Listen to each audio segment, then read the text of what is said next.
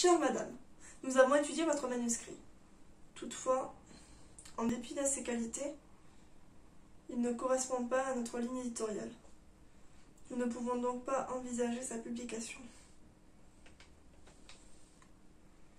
Bon, j'ai plus qu'à m'arrêter d'écrire.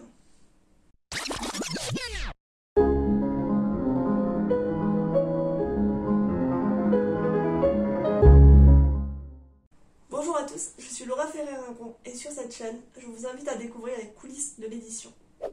Aujourd'hui, je vais aborder avec vous le sujet qui fait le plus peur aux écrivains. Plus peur que la page blanche. Plus peur que l'ordinateur qui crache en plein milieu d'une scène. J'ai nommé la lettre de refus. La lettre de refus, qu'est-ce que c'est? C'est cette lettre tournée de façon plus ou moins gentille qui va vous spécifier que votre manuscrit n'a pas été retenu. Et elle a beau être tournée de la façon la plus polie et la plus gentille possible, de manière à pas trop froisser votre ego, elle n'est jamais vraiment agréable à lire. Cette lettre, elle peut nous pousser à nous remettre en question en tant qu'écrivain, à remettre en question notre travail, voire à nous demander carrément s'il convient ou non d'arrêter d'écrire. C'est d'ailleurs une expérience si souvent désagréable que de nombreux auteurs refusent d'envoyer leur manuscrit à des maisons d'édition uniquement pour ne pas prendre le risque de la voir apparaître dans leur boîte aux lettres ou dans leur boîte mail. Tout d'abord, même si c'est très désagréable, sachez qu'il est courant, voire même normal, de recevoir des lettres de refus. Statistiquement, le nombre de manuscrits reçus par des maisons d'édition et le nombre de manuscrits refusés est tel que vous êtes quasiment obligé de recevoir des lettres de refus. Parler de statistiques pour se rassurer, c'est bien beau, mais finalement, qu'est-ce qui fait qu'un manuscrit va recevoir ou non des lettres de refus? La première raison, c'est la ligne éditoriale. Bien souvent, les manuscrits ne correspondent pas à la ligne éditoriale et c'est la raison pour laquelle ils sont refusés.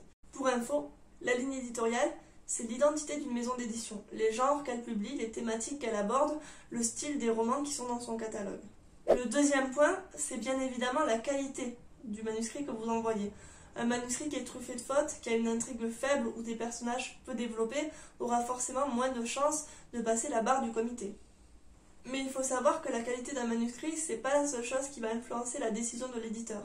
Vous pouvez tomber à un moment donné où l'éditeur aura un besoin particulier dans son catalogue et du coup votre livre va combler ce besoin, ou à l'inverse, tomber juste après la publication d'un livre du même genre que le vôtre et du coup l'éditeur ne pourra pas envisager sa publication parce que le sujet aura déjà été abordé. Donc même si recevoir des lettres de refus c'est pas agréable, inutile de jeter votre manuscrit à la poubelle dès le premier dans votre boîte mail parce que ça va arriver forcément et ça ne veut pas dire que votre manuscrit est mauvais ou que vous êtes mauvais en tant qu'auteur. Ça veut simplement dire que ce manuscrit-là, à ce moment donné, ne correspondait pas à cette maison d'édition. Et c'est important de se le rappeler. On entend souvent parler de l'histoire de Stephen King qui accrochait ses refus dans sa chambre et qui, à force d'en recevoir, ne voyait même plus le clou qui les tenait. À titre personnel, quand j'ai envoyé mon manuscrit comme sur des roulettes qui est aujourd'hui publié, j'ai reçu une dizaine de refus, dont une grande partie de refus type et de refus par silence, et seules 2 maisons d'édition m'ont répondu favorablement. Je l'avais déjà abordé dans une précédente vidéo, j'y reviens un petit peu ici pour que vous y voyez un petit peu plus clair. Il existe 3 types de refus. Les refus types, qui sont les refus comme ceux que je vous ai lus en début de vidéo, où l'éditeur vous stipule qu'il n'a pas accepté votre manuscrit mais il ne vous en dit pas plus sur la raison de ce refus. Le second, c'est le refus qu'on dit personnalisé, où là l'éditeur ou le comité de lecture va expliquer plus en détail la raison du refus et va possiblement vous donner des pistes d'amélioration de votre ouvrage, donc ça c'est très intéressant.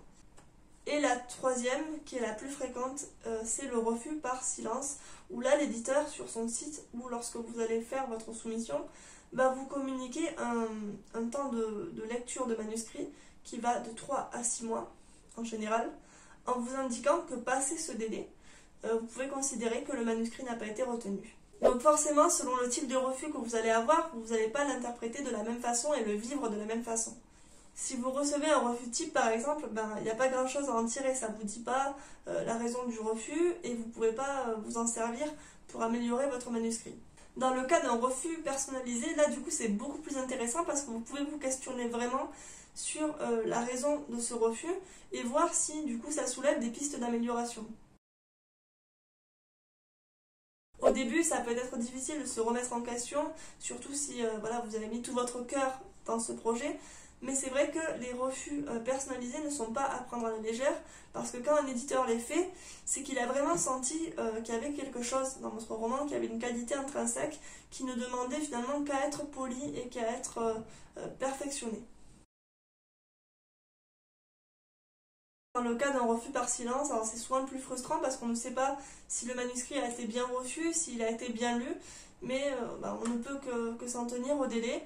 Ou s'il n'y a pas eu de délai indiqué, relancer poliment l'éditeur pour savoir s'il a pu prendre connaissance du manuscrit, où est-ce qu'il en est dans son étude, à condition bien sûr que cette relance soit polie, que vous attendiez un délai décent pour relancer. Ne relancez pas 3 jours après l'envoi, relancez plutôt 3 mois après. Et puis, tenez-vous-en à une relance. Ça y est, vous avez dans votre boîte mail ou votre boîte aux lettres votre premier refus. Et il n'est pas facile à encaisser. Essayez de prendre du recul et vous rappeler que ce refus ne concerne que votre texte. Donc même si on peut être tenté de très mal le vivre et de remettre en question absolument tout son parcours d'écrivain, il faut se rappeler qu'un refus, ça n'est que l'avis d'un éditeur sur un texte en particulier.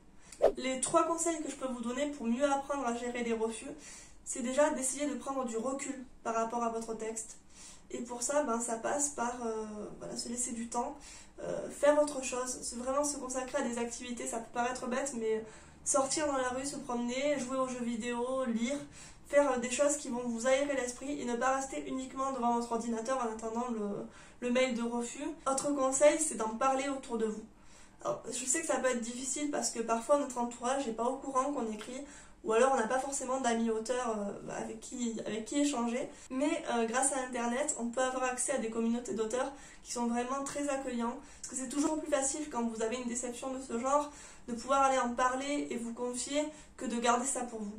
Comme je le disais, se distraire, penser à autre chose, c'est important parce qu'il faut savoir que les délais de réponse d'une maison d'édition sont très longs. Ma méthode, c'est toujours de commencer ou d'avoir commencé un autre projet quand je soumets un manuscrit à un éditeur. Comme ça, je focalise toute mon attention et toute mon énergie sur ce nouveau projet. Ça me permet de ne pas voir le temps passer et ça me permet aussi de me consoler, entre guillemets, si le projet que j'ai soumis n'est pas pris, puisque je serai déjà investie dans autre chose. En cette période de confinement, je sais que vous êtes très nombreux à avoir écrit votre manuscrit et à vouloir l'envoyer. Sachez que moi je propose une prestation d'accompagnement à l'édition pour vous aider à sauter le pas de la meilleure façon possible, à mettre toutes les chances de votre côté. Donc si ça vous intéresse, vous retrouverez tout ça sur mon site. Je vous mets tous les liens en barre d'infos. Si la vidéo vous a plu, je vous encourage à la liker, la commenter et à la partager. À vous abonner à la chaîne puisque chaque semaine je poste des contenus sur l'édition maintenant. Et vous pouvez aussi me rejoindre sur les réseaux sociaux pour papoter d'écriture, d'édition, poser vos questions, il n'y a aucun souci, j'y répondrai. En attendant, je vous dis à la semaine prochaine. D'ici là, écrivez bien et portez-vous bien.